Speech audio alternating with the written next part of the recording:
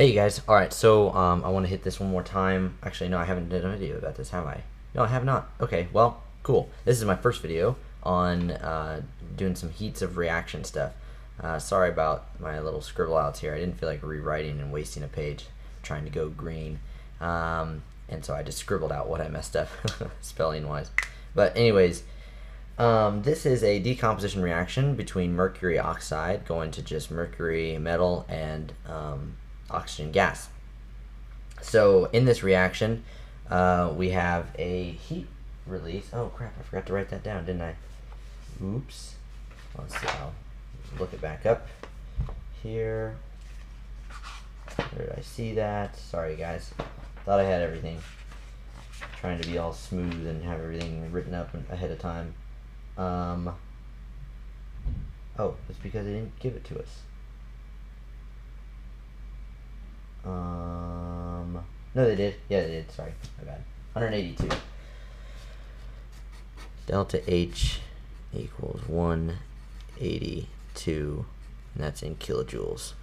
Okay, so a neat little trick that we can instantly write right off the bat is that this number over here, this guy right here, is actually like, it's for the overall reaction. So we can come up with a couple of ratios that then you can use if you need to. You don't have to use all of them, but if you need to, you can use them. This actually represents 182 kilojoules per 2 moles of HGO. Or it could also mean 182 kilojoules per 2 moles of just Hg, and it also means 182 kilojoules per 1 mole of oxygen gas. And I just got these numbers from the stoichiometric coefficients. So these are handy little ratios that now you can use if you need to in this in the math here. So let's go ahead and work through this one. We're given 25 grams of HGO, so mercury oxide, which when we're dealing with mercury oxide, we go down here and be like, well, which one of these deals with mercury oxide? This one does. So we're going to end up using this guy, this ratio, in this in the math here. So I'll go ahead and get started. I want to keep this all on the page, so I'm just going to do this. This should be the center point, I think, so I think I should be okay. So to set this up, we start with what we're given, 25.0 grams.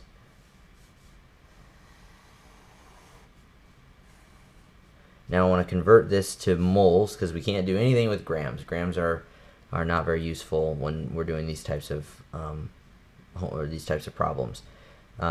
Same with like stoichiometry. Whenever you need to use these stoichiometric coefficients, you cannot be using grams. You have to convert to moles. That's the essence of stoichiometry.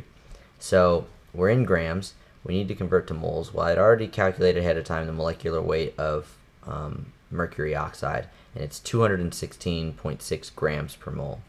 So I'll write that down here.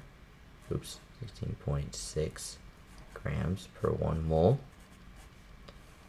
Got that right from the periodic table, and that's the mass of mercury oxide. And I need to put it down here on the bottom because now these grams here will cancel with these grams because they're just mathematical entities. So these grams will cancel, and we'll be left with moles of mercury oxide. Well, now we need to cancel those moles, but we need to get our answer in kilojoules because that's what our answer is supposed to be. So in order to get our answer in kilojoules and to cancel these moles, we're going to use this ratio that we came up with right at the beginning. This guy right here. So all I can, oops, well, I don't know. That was weird. I mixed two words together and it sounded a little bit like a British accent. I can just put this right in here, just like that. 2 moles on the bottom. And now our answer will be in kilojoules because those moles cancel with those moles and everything works out. So our answer will be some number in kilojoules. So let's go ahead and do this. 25 times 182 equals 450, or 4,550, there we go, divided by 216.6 times 2, and we get 10.5 kilojoules. 10.5 kilojoules. And that's the correct number of sig figs from up here, and we are good. So this is our answer, you guys. So another thing that I've seen happen before, just a pro tip, I'm not going to work through a problem like this, but I can set it up. If you were given everything except for this number, instead of being given the 182, you were given the answer, the 10.5, how would you set that up? Well, very easily. So what you could do in that case, you would start with this 10.5. So I'm just saying hypothetically, if you were given a problem just like this, only instead of being given the overall reaction enthalpy, you were given just the enthalpy of one of the products or reactants, you would start with that. You'd go, okay, I've got 10.5, right? 10.5, and you want to, watch me mess this up without having it rewritten out properly. You would have, you would multiply it. Okay, yeah, I see. 2 moles. Nope. Here, I'm screwing it up for you guys. Just for you, I'm screwing this up. Just to make you feel good about yourself. Let's rewrite this a different way so I don't confuse myself and then make you guys confused. I'm gonna scroll this up. Basically, what you would have to do is it would be set up this same exact way. 1 mole, 216.6 grams, X over 2 moles equals 10.5. So I just substituted this as an X because this would be our unknown, and we wanted to find the overall heat reaction, heat of the reaction. So that's how you do that. I know that seems like kind of stupid, but you can manipulate this. You can do some algebra over here to convert this over. So let's see, you'd have 10. Let's see if I'll do it one more time. Scroll this up. 10.5.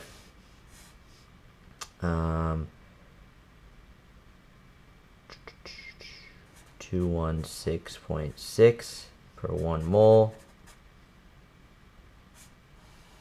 And then we get,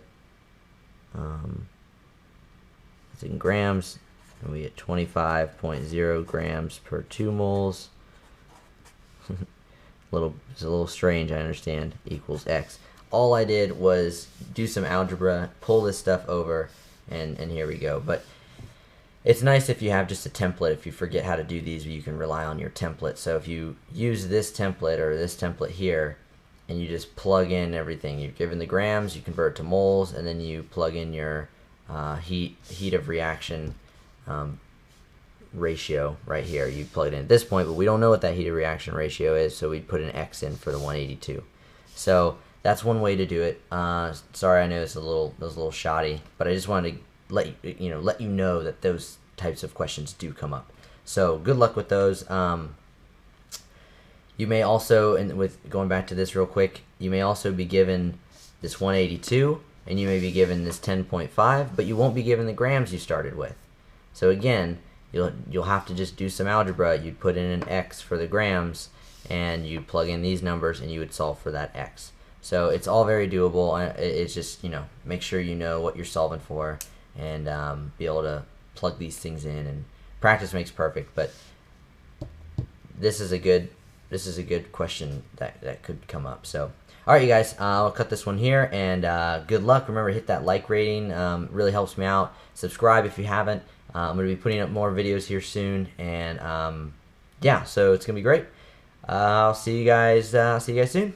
Bye.